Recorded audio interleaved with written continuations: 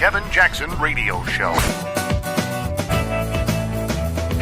Or it all goes back to where it was and worse.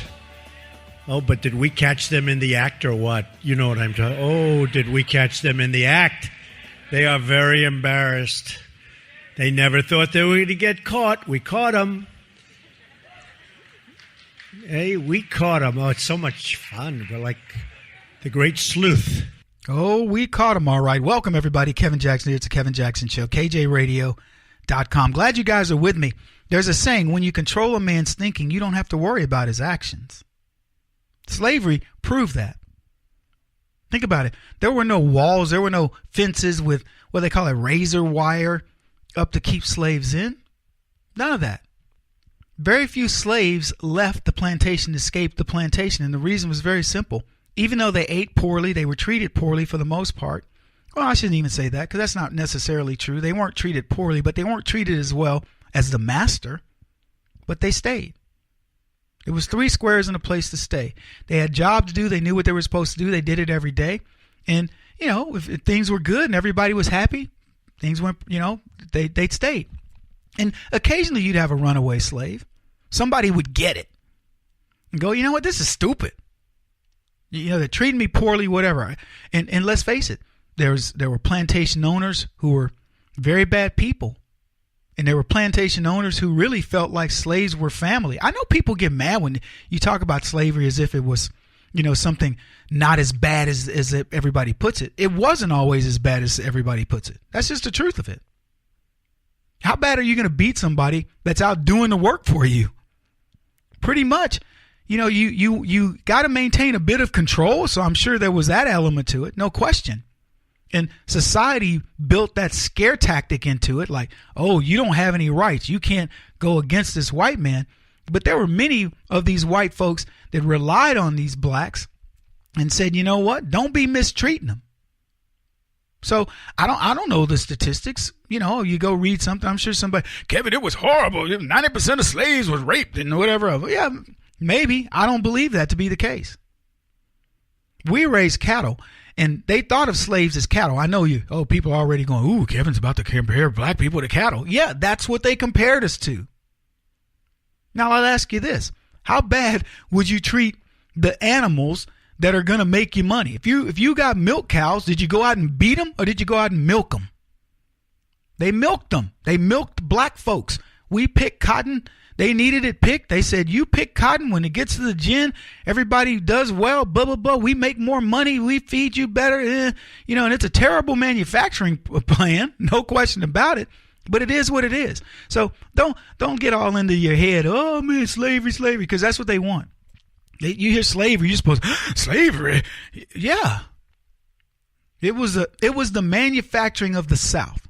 Bad as it was. I didn't like it. I'll tell you this right now. You can't make a slave out of me. I already told you that. This black man will never be a slave. Never.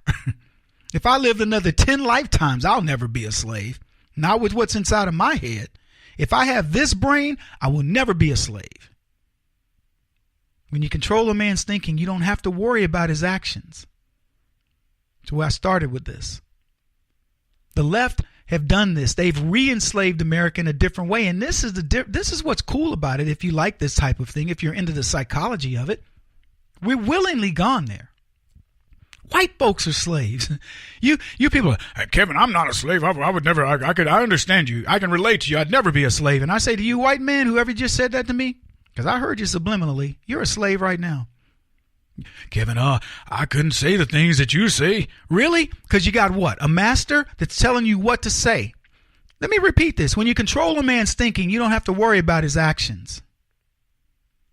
What do you think now? Huh? White folks, you out there making those decisions for yourself, doing all these things for yourself, you feel free? Then why do you keep telling me the same things? You're in the best position you've been in decades. I'm talking to you white folks right now. You got a champion. Donald Trump said this, sometimes by losing a battle, you find a new way to win the war. I don't know that he's lost many of these battles, but let's say that he has.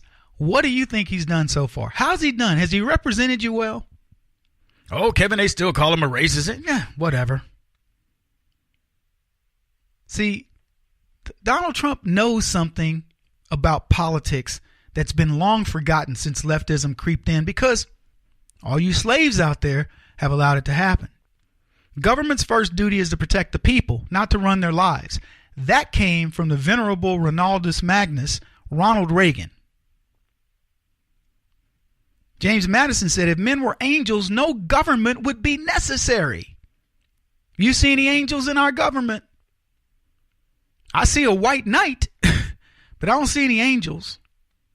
The closest thing to an angel would be Donald Trump. And for those of you who are thinking of an angel as this, winged being that was very cherubic and very nice and all that, you don't understand. You better go read your Bible.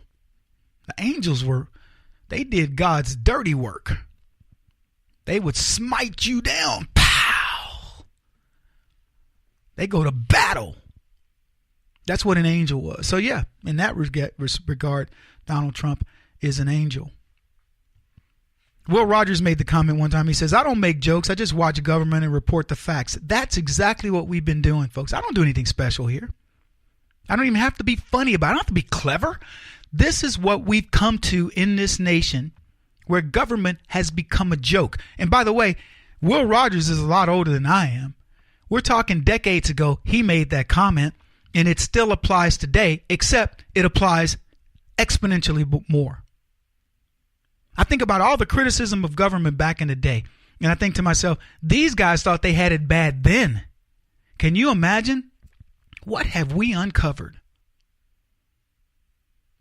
What do we now know about a government that's supposed to be by the people and for the people that isn't anywhere close, that will absolutely rain on your parade in ways you've never even imagined? It's ridiculous, folks. And all because you've been enslaved. You've been taught how to act, how to say, what to say, how to be. The political correct nature of things. Anyway, I've had the opportunity to get out there and speak more to folks and all this, and I'm so enthused to get out there and interact with you guys and let you hear a different point of view. You guys hear it on the radio show quite often, but I'm out there helping others as well. Listen, we got a lot coming up. Sweden has an interesting story. It's gonna blow your mind, the story I'll tell you next. Keep it here. You're listening to Kevin Jackson. This is the Kevin Jackson Radio Show. Do you owe back taxes to the IRS or state? The secret to avoiding the IRS nightmare is to seek professional representation. My friends at Security Tax Associates provide the most cost-effective and ethical representation in the industry while helping to avoid seizures, levies, and wage garnishments. Security Tax Associates is here to ensure that the appropriate steps are taken to permanently eliminate any possibility of future tax burdens once and for all. For a free, no-obligation consultation, contact Security Tax Associates, 844-779-4177. That's 844-779-4177. 844-779-4177. Or visit them at securitytaxassociates.com.